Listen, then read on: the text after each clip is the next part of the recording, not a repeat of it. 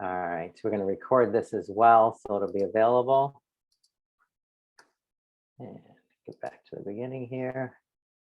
Okay, great. So welcome to the Weight Loss Plateau Hacks. This is a talk that I've been thinking about doing for a while, and I'm really glad you're here to get this information and share some of the tools that we'll be able to use by the end of this talk. So the whole point of the talk is that if you're at a plateau or you've experienced a plateau in weight loss, these are very simple, actionable hacks, biohacks, life hacks, nutrition hacks, whatever you want to call them, that you can use in your day-to-day life, no matter how you're eating, whether you're trying to lose weight right now, or if you just want to have some hacks in your tool belt, so to speak, to be able to lose weight in the future. All right.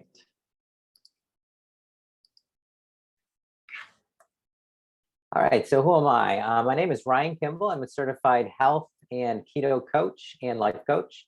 And I've always had a passion for helping others, and specifically in nutrition and fitness, and helping people improve their lives in general. So I've become a health and life coach in order to be able to do that. I've kind of always been active and tried to eat correctly, but never really had the full knowledge behind why all of these things work to improve a person's life. And I myself hit a plateau at one point where I wasn't able to change my body composition or exercise as much as I could in the past. And I was getting headaches, fatigue, joint pain, and I didn't want to slow down. I wanted to do more with my life, of course, as we all do. And I started engaging in a ketogenic diet and intermittent fasting.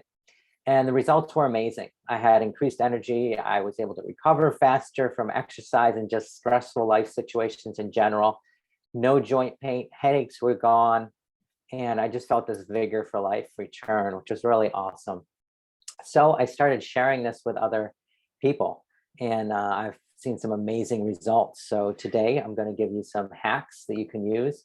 Even if you're not doing ketogenic dieting or intermittent fasting, these can be used for anyone, any situation. So the question usually is, you're doing everything right, but you're still not losing weight, and what is going on? So this is a very answerable question, and we're going to get right into it. So there are many reasons that someone might experience a weight loss plateau. And as a nutrition clinic, what we've discovered is that really anything can cause anything. And what we need to do is find out what's causing it for you. And just to elaborate on that, what we mean is that, you know, you may have an issue that doesn't seem related to what you're trying to handle. Like if you're at a weight loss plateau, and we'll get into this more, there could be a number of things going on that don't seem related to why you're not losing weight. But until those things are handled, you'll still be at that stalled point. And this goes for other health concerns as well, of course. All right.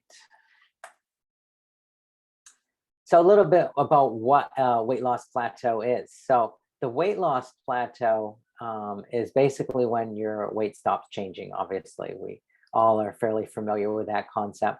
But being stuck at a weight loss plateau really is something that happens to almost everyone. And, you know, as our bodies change, as we get exposed to different things, we tend to have this occur.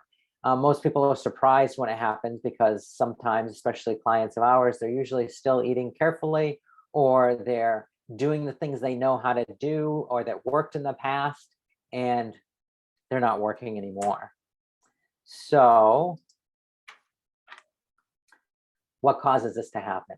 And these are just some of the common things that cause this to happen. There are actually other things that can go on, but I wanted to go over these because this is probably, one of these is probably what you're experiencing. So your body could just be holding on to water. This is known as water retention. I'm just going to go through these later. After this, we'll get into what causes these and why. It could be hormonal changes, including the menstrual cycle and menopause related weight fluctuations. But that's not the only reason hormones change. This is just two of the common ones, of course. Muscle loss. This can cause your metabolism to slow down. So if we were active at one point and then we became less active, we can have a loss of muscle. Or as we age, our body tends to lose some of its muscle mass. So as this occurs, your metabolism slows down, but many times we're still eating like we were before, and eventually it catches up with us, basically. Also, a lack of good quality sleep. So sleep is where your body does the rest and repair, and it also repairs things like your metabolism or detox activities occur while you're sleeping.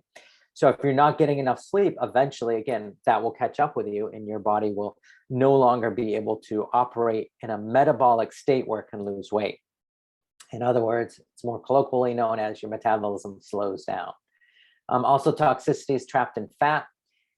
Most of the toxicities we have in our body are trapped in fat. So weight loss often gets blocked because we've hit a point where the rest of the fat that we're trying to lose is toxic. And as a defense or protective mechanism, your body stops allowing you to lose body fat.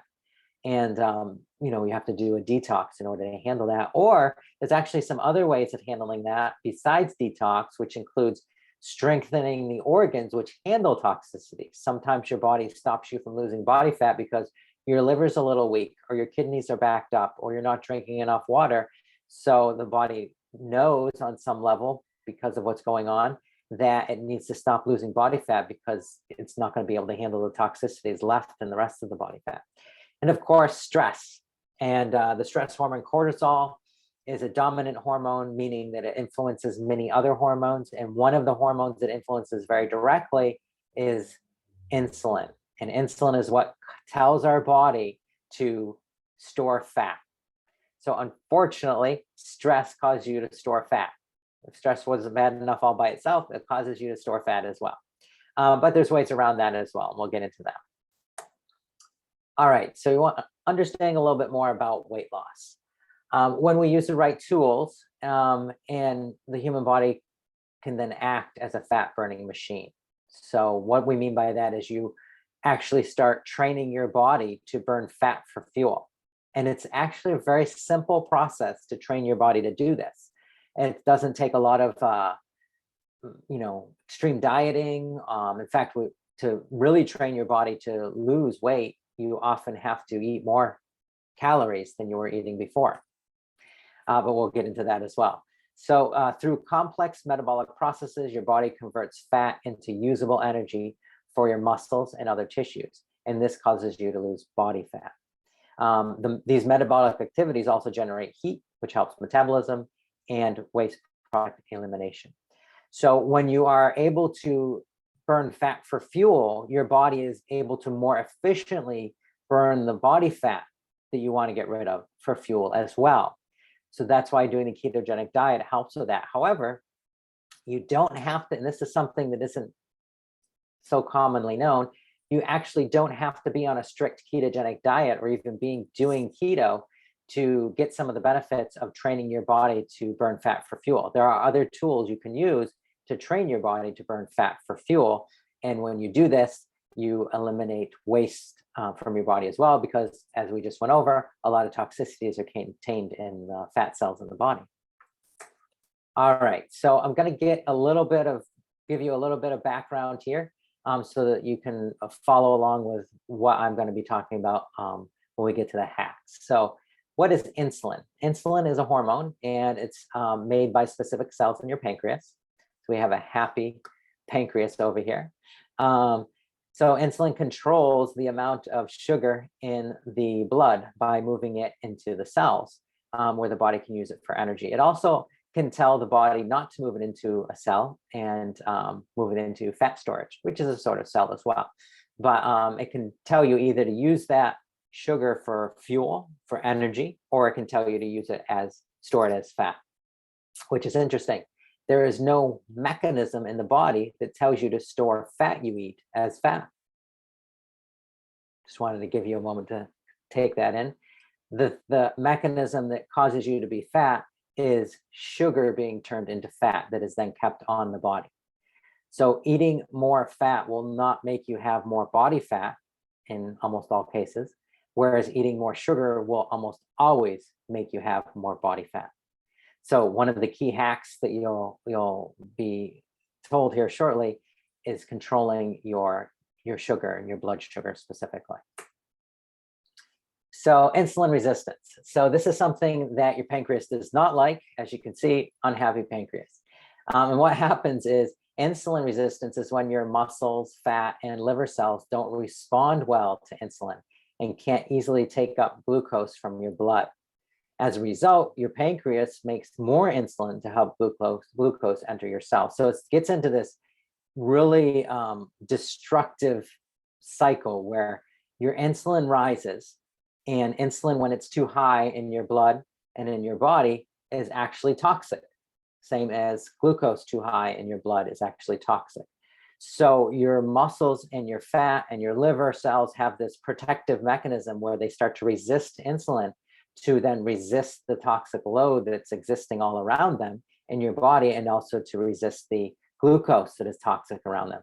But there's some sort of short circuit here where your pancreas says, oh, well, the body's not absorbing glucose the way it should, and the insulin isn't being used, so I'm going to make more. And that just compounds the situation. And you get to a point where a person can become pre-diabetic because the pancreas basically gets tired, and the cells that produce the insulin begin to not work the way they should. So what we want to do is back off the things that cause insulin to be high in our diet, which is mainly carbohydrates and sugars. So how does insulin resistance cause weight gain? So remember, insulin resistance is when your body is no longer allowing insulin to operate. It's resisting the function of insulin and making it so you can't absorb glucose in order to use it for energy. Interestingly enough, it also tells your body to stop absorbing nutrients. So insulin regulates how we absorb glucose, but also how we absorb our vitamins and our minerals. So you can become nutrient deficient just by having high insulin. You could be eating a perfect diet. You could be having all the veggies and high quality meats that you need to have all the nutrients you need. But if your insulin is high, if you're not eating in a way that allows you to have insulin in the right range, then you will not be able to absorb all these amazing nutrients you're getting from your food, or you should be getting from your food. So when there is much excess insulin and blood sugar in your bloodstream, it signals our body to put that excess sugar in storage. So it tells the body to storage is fat, it stores it as fat. We can store some sugar in our liver and muscles. It's actually a very small amount. It's only about 1,700 calories worth, which isn't, and most of us use more than that in a day. So that's all that can be stored in your liver and muscles. However, when these are full, our body starts to store the extra sugar as fat. So if you're eating more than 2,000 calories in sugar a day and you're not using it up, then you're putting on fat daily, basically. And this, of course, begins to cause weight gain. So it can also be cumulative. You can go overnight, and if your insulin and your blood sugar is still high when you wake up in the morning, you have less amount of sugar that you can eat that day and not have it go into fat, which is usually the case for people who have high insulin, generally speaking.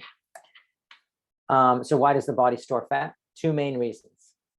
So one is to have energy beyond the amount of stored glucose, known as glycogen. So this is when glucose is stored as a form of carbohydrate. Glycogen is not a fat cell. It's not what's stored in your fat. It's not glucose turned into fat. It's what's stored in your muscles and in your liver. So you can hold a certain amount of glycogen in your muscles and liver. And then also to help quickly remove sugar from your bloodstream when you eat it. So remember, sugar in your bloodstream is toxic, and prolonged exposure to it can damage your heart, nerves, and kidneys. We've had this rise of heart disease and mental illnesses that from the effect of sugar on our nerves, and toxicities, illnesses from our kidneys shutting down. So this is all because of too much sugar, not because you're eating too much fat or protein. And because you can only store so much glycogen in your muscles and liver, you need that third, more flexible storage area to get sugar out of your blood and keep it from damaging other tissues in your body. And that flexible storage system we're talking about is the extra love handles that a person gets when they start to put on weight, or the belly fat, or other areas where your body starts to store fat. It's a defense mechanism, basically. It's safeguarding your body against this high glucose level. So what is glucose? So glucose is the primary type of sugar in the blood and is the major energy source for the body's cells. Now, it is the major energy source for the body's cells because so many people only operate on glucose as an energy source. If you haven't trained your body to be fat adapted, you're probably running on glucose, which is the hardest and most undesirable, perhaps, source of energy that our body uses. However, glucose is very, very quick and easy to grasp, so your body will default to that, right? So glucose is carried to the cells through the bloodstream. So your body digests something, and then the glucose gets transferred into your blood, and then it's carried all through your body. Glucose comes from the foods we eat, or the body can make it from other substances. So this is not very common, the other substances. For example, there is some ability of the body to use protein to turn it into glucose. And this can be done from protein we eat or protein on our body, i.e. muscles. There are several hormones, including insulin, which control glucose levels in the blood. So insulin is the main one. There are other kind of complementary hormones, but we're just going to worry about insulin for right now. If you were just to get the insulin under control, you would be controlling all the other hormones as well that affect blood sugar. So body set point. This is a really important thing to understand. So body set point, also known as your happy weight. So this is just where the body wants to be. Our natural set point might not be what we want it to be, or even what society thinks it should be. Of course, we have societal ideas of what a person should look like or weigh, which are not always healthy. Some of us will naturally have a higher weight set point, and others will have a lower one. And this is not just based on our structure of our body or our genes. It's also based on how many toxicities we've been exposed to in our life and the stress in our life. Our body will put on more body fat, as we went over, to protect ourselves from, toxins that we've been exposed to and stress that we have in our life. It's essential to take this into account when making lifestyle changes. If our goal is unrealistic, it can be demotivating when it's not realized quickly enough, resulting in giving up and returning to unhealthy habits. So the point is that you know where your body is at right now, and you know what your body type is. Set a goal that is attainable. Even with these hacks that I'm about to give you, don't try to do it all at once. If you want to get down to your ideal body weight, that's totally doable, but do it in a way that is healthy, basically, and we can help you with that. All right, so now we're going to get right into the weight loss hacks. And so these are the tools that you can use in order to improve your body weight set point. So let's say your body weight is, your body likes to be at a certain weight. By doing these hacks, you will lower the happy weight for your body. You'll lower the set point that your body always wants to be at as far as your weight goes. It takes time. If you're just using these hacks, there are faster ways. But by using these hacks, you can gradiently get to the point where your body just likes to be at a lower weight, and you don't find yourself gaining it back, which is key. So hack number one, of course, follow a keto lifestyle. So this just means that, using a low carb lifestyle is probably one of the most effective ways to lose weight long term. So by doing that, we get your body able to use fat for fuel. And this puts your body into a state of ketosis. Now, ketosis is a completely normal metabolic function. Essentially, when your body isn't overloaded with sugar, it will burn stored fat instead. So the default of your body is not sugar. It's not burning glucose for fuel. It's actually when your glucose levels are normal and when your body doesn't have a lot of excess glucose floating around, it will start burning fat automatically. This is why I was talking about you don't necessarily have to be on this super strict low carb diet to start benefiting from losing body fat. If you just work on keeping your sugar intake within reason and using some of these hacks I'm about to give you, you will naturally start to burn fat for fuel, at least on a basic level. So glucose is created when carbohydrates are broken down inside of your body. Going over that a little bit. Cutting carbs from your diet means less glucose toxicity for your body to burn up. So if this excess glucose isn't there all the time, You can replace your carbs with fats, which cause ketones to build up in your body. So ketones are just what your body turns fat into to use it as energy. It turns carbs and sugar into glucose and then uses glucose as energy. It turns fat into ketones and uses ketones for energy. That's all that is. The goal, of course, is to allow your body to derive its fuel from fat. Now, this won't be 100% of the time. What we want you to be is metabolically flexible. So if you have a higher carbohydrate meal or something, you're going to use some of those carbs to start with, most likely to get rid of the toxicity. But then we want your body to be flexible and able to go into burning fat for fuel. And that's pretty easy to do if you just do the next hack here. And this is to practice a form of fasting. Fasting automatically makes your body start using fat for fuel. You don't have to do anything else. Just don't eat as often and you will start burning fat for fuel.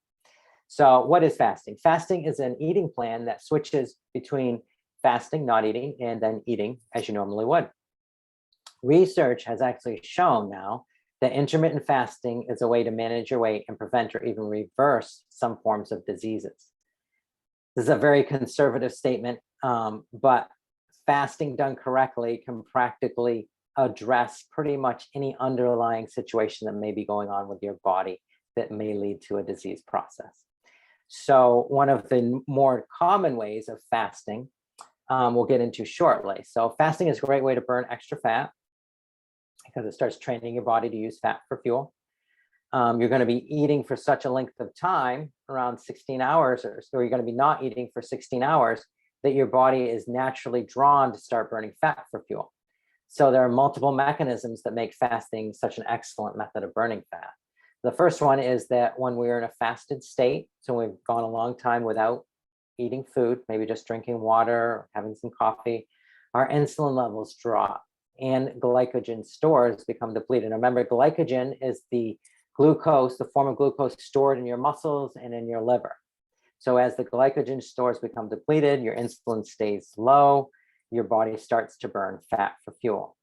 Now, one of the amazing things with fasting is that, yes, it helps you burn fat for fuel, but also some other things occur in your body. So while this burning of fat starts to occur, simultaneously, the level of human growth hormone will increase in your body. And this contributes to fat burning as well. It makes your body's metabolism increase. It also increases muscle mass, and long-term, more muscle mass means more ability to burn fat for fuel.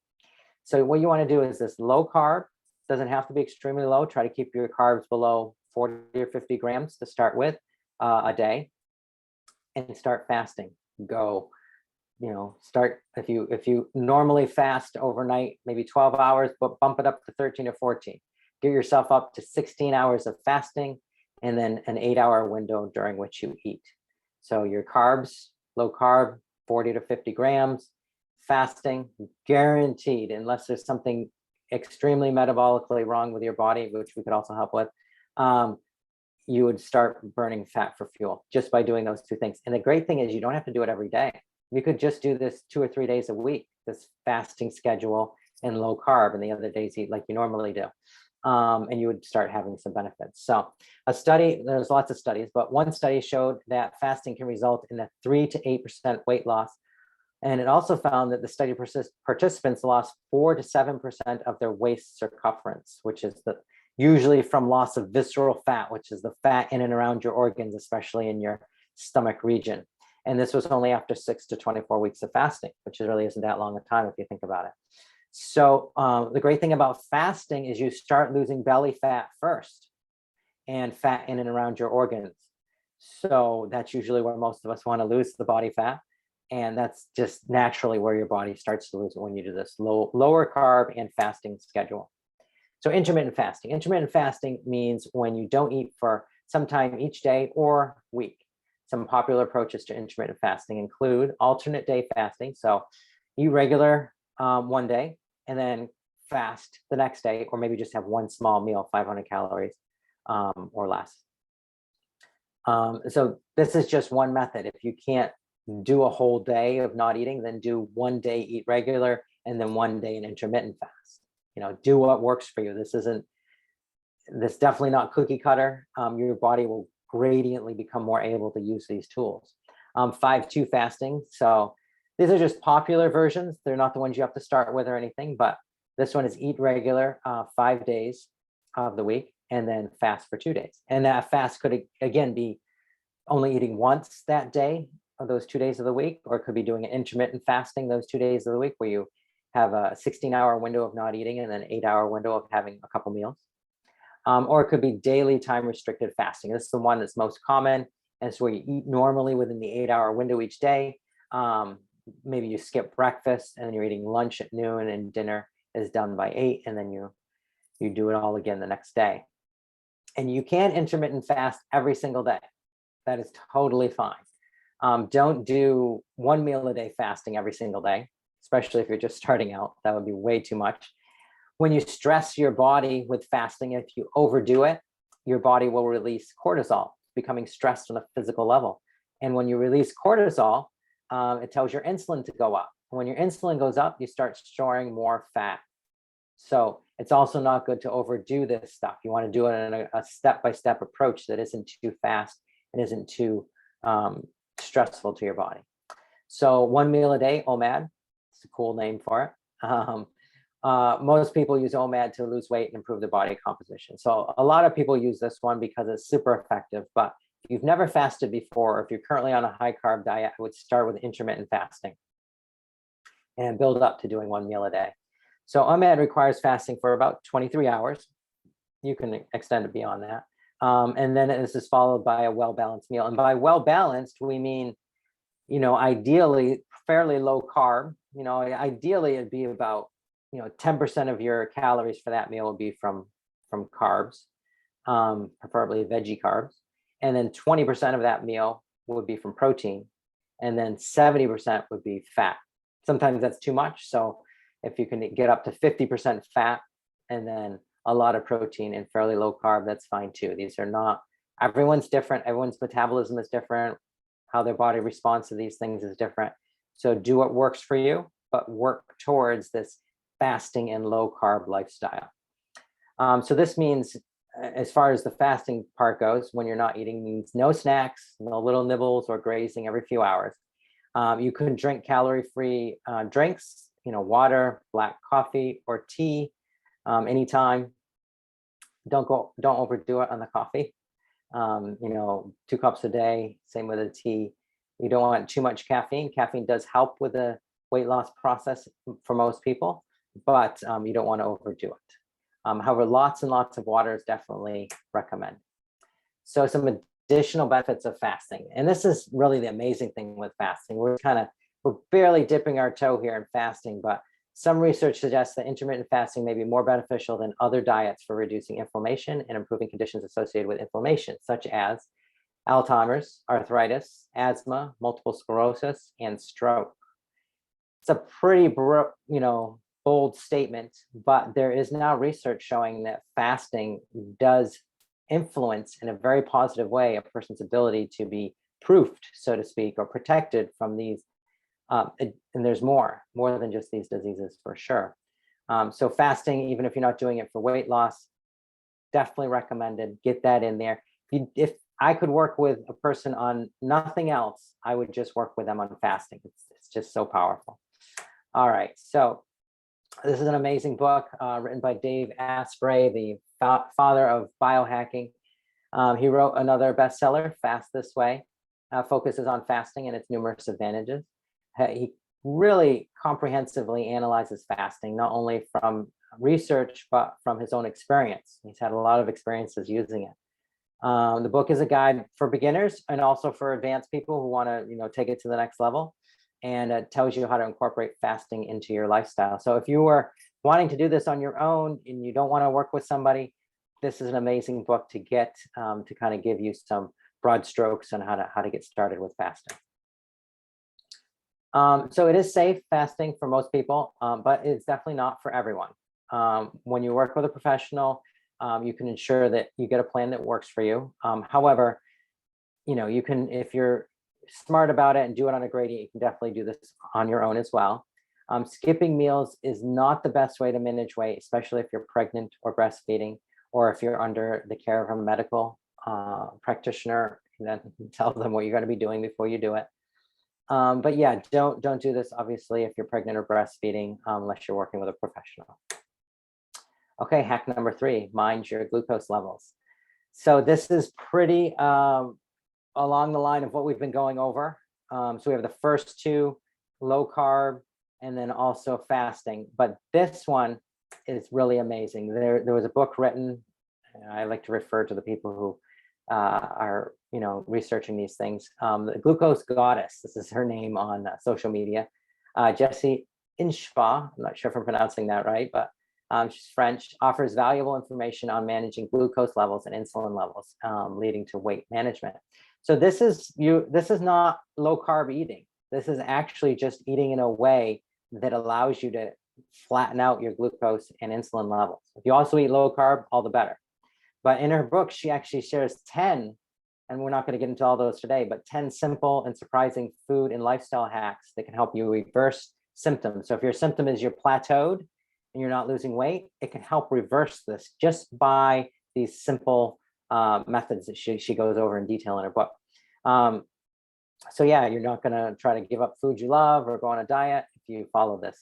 So I recommend that book. So hack number 1, eat foods in the right order. Now, I just want to speak to this because it has been found in some research done that just using this, eating foods in the right order, can lower your glucose and insulin spikes more than medicine used by diabetics to lower their glucose and insulin. It's actually more effective in some cases than taking a drug that's supposed to just do that, right? So to go over it here. So the optimal sequence for stable glucose levels is vegetables first, followed by proteins and fats second, with starches and sugars last. In a meal consisting of chicken, bread, green beans, and an apple, this means eat the green beans first, chicken second, and bread and apple last. So, okay, right. So I'm just going to speak to this a little bit. The reason you want to eat your vegetables first is because of the fiber content. So when you eat something by itself that has fiber in it, a specific phenomena occurs in your digestive tract. That fiber is turned into a gelatinous fibrous mass, and it sits at the start of the digestive process for that meal. And what it does is it slows down the absorption and improves, in some cases, the utilization of all the other food you eat after it. So at the beginning of the meal, you should be having a green starter. You should be having something that is a veggie or a salad or something.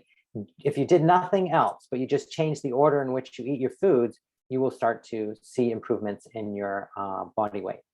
After you eat your veggies, you can have your proteins and fats. Now, if you're having a vegetable that's hot, totally fine to have some fat on it, a slab of butter or whatever you like, recommended actually. So that doesn't violate this sequence here. You can have veggies with fat and you'd still be working with this, but you don't want to have veggies with protein. Veggies with fat is okay, veggies with protein not. So have your veggies first, some fat if possible, then have your fat and protein, the main part of the meal usually, and then lightly follow with starches and sugars last. Obviously, always reducing starches and sugars does help, but if you eat in this order, you will be lowering your glucose spike. So what does that mean when you lower that glucose spike and that insulin spike? Is your body is not going to be being told to store the glucose you just ate in the form of starches and sugars as fat. It's going to be told to use it as energy, right? Okay, so this is hack number 7, I guess, in her book. However, the second one for us here. So reach for vinegar before you eat. So again, this is amazing hack as well. Mix yourself this glucose steadying cocktail up to 30 minutes before your meals. So 30 minutes is fine. Closer to the meal is better. 10 minutes is usually ideal. So it's 1 tablespoon of vinegar. Any kind of vinegars is fine, except balsamic that has sugar. In a tall glass of water. By tall glass, 6 to 8 ounces usually. This will curb the glucose spike of what you eat afterwards, as the vinegar tells your muscles to soak up glucose in the bloodstream post-digestion. Right? So instead of just hanging around in your bloodstream and being then shunted off into fat, it's soaked up by your muscles. This can be particularly powerful in diminishing afternoon cravings. So if you're someone who craves in the afternoon for something sweet or whatnot, do this hack at lunch, and it will help you get through the afternoon without having to have your sweet. Or at night, same thing. If you're someone who always, after you've eaten and just before you go to bed, you want to have something sweet, do this hack. It will help with that. So the vinegar I recommend, of course, is apple cider vinegar. It has a lot of other health benefits beyond just this glucose steadying benefit. So apple cider vinegar is a top choice, obviously organic. I love Bragg's. But use this. It is really amazing. It's been found in the studies that she's referring to in her book that it can lower the glucose insulin spike by up to 30%, right? And the first one, eating in the right order, can lower your glucose spike by up to 20 to 30%. So just by doing these two hacks, you could lower your glucose spike by about 50%, just these two things. Okay, number 10, so put some clothes on your carbs. So this is important, especially if you're a snacker. So become an expert on not letting your carbs walk around naked. Here's what that means. Anytime you eat starches, this is bread, rice, pasta, or potatoes, or sugars, any fruit, desserts, pastries, or anything else that tastes sweet, add some clothes to that. So clothes, we mean protein, fats, or fiber. So for example, smashing a little avocado on your sandwich, throwing some spinach into a bowl, a pasta bowl, spread cream cheese on your bagel. And doing this will help you slow down the breakdown of starches and sugars into glucose in your digestive system. And again, flatten that glucose curve from the food. So this is really simple. And, you know, it's easy to say, oh yeah, whatever. But if you do these things, you can have a very, very significant effect on how you're metabolizing and using your food. So if you want to have a snack, make sure it's not just carbs. Or if you want to have something sweet, have it at the end of the meal. You know, put some clothes on the carbs. It's okay to have a snack once in a while if you feel you need to, or if you have a blood sugar issue, fine. But don't just have a toast. You know, have it with, like you said, some spread of a cream cheese. Now, ideally, you kind of mix two of the hacks. If you're going to have a little snack, have a little green starter. You know, maybe have a couple crunchy vegetables available, some celery or something, and then have your toast with some cream cheese on it.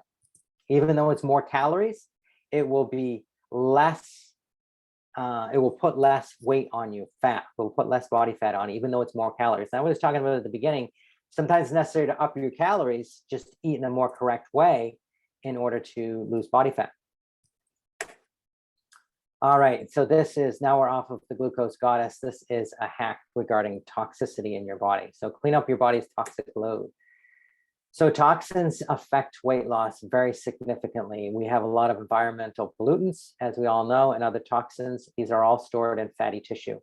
The elimination of toxins allows the body to speed up your metabolism through having good bugs in your gut and improve mitochondrial function in your cells. So just to explain that a little bit. So when you have toxins in your body, they decrease your gut biome. They decrease the good bugs, as it says here, in your gut. So you're less able to use food efficiently. So you want to get rid of toxins to help your digestion. And then also mitochondrial function, we're talking about how well you process energy in your body. So when there are toxins present, the mitochondria don't function as well. So you're less able to use energy. You get these fatigues or cravings that go along with not feeling like you have enough energy, right?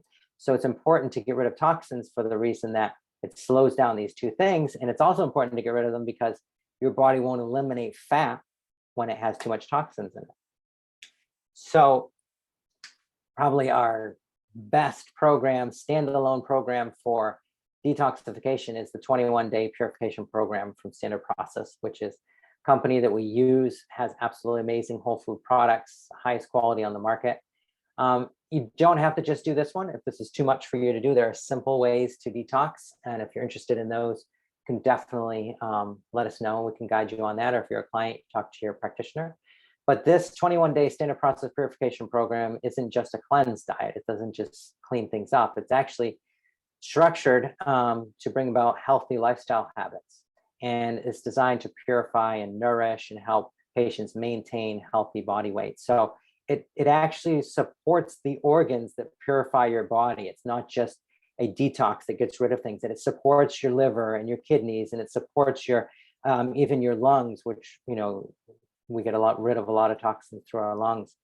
And it supports your skin health and everything, so that your body becomes a purifying machine, basically, when you do the Standard Process Purification Program. Usually it's recommended to do it once a year. It's easy to follow. There's a lot of information about how to do it. They have a little booklet. You have shakes that it's not like you have to take a bunch of pills. All the nutrients I was talking about that support your different organs is built into the shakes.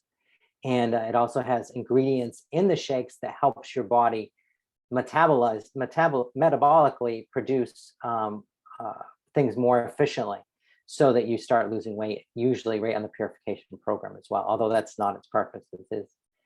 It promotes a state that allows your body to release toxins. So it's a very unique program, highly recommended.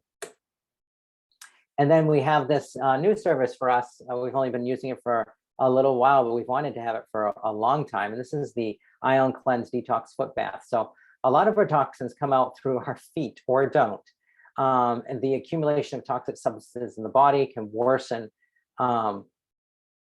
in this condition because toxic exposure can inhibit and block any adrenal hormone response that typically helps the body deal with stress. So a lot of toxins in the body leads to a lot of stress, is what is trying to be said here. So by doing the Ion Detox Foot Bath, it's a fast way of getting toxins out of your body. It's not supporting the organs to detoxify, but it's actually through a process of charging the water that you're using in a certain way, helps the body release toxins quickly. So ideally, you would do an UnCleanse Foot Bath along with the purification program. And this will help your body deal with stress because it doesn't have this toxic load that it's having to deal with, right? And when you have less stress, as we know, went over, your cortisol levels remain steady and you're more able to burn off body fat. So UnCleanse Detox Foot Bath, definitely if you're on service here with someone, go through your practitioner. But if you're not and you just want to do this program, that's totally fine as well. Just let us know. Okay, so that's about all I had for today. Just about time here as well. So we encourage you to start your journey today. If you wanted to, take advantage of these hacks in a more significant way, you can definitely work with me. I'm a health coach here. And you can work with a practitioner as well to do the nutrition response testing. And we can help you with that. Reach out to us via email. You can call or text the number here, 607-277-1964, or visit the website. So if there are any questions, this would be the point to ask them. And if not, that's totally fine as well. But I definitely would be happy to answer any questions you might have.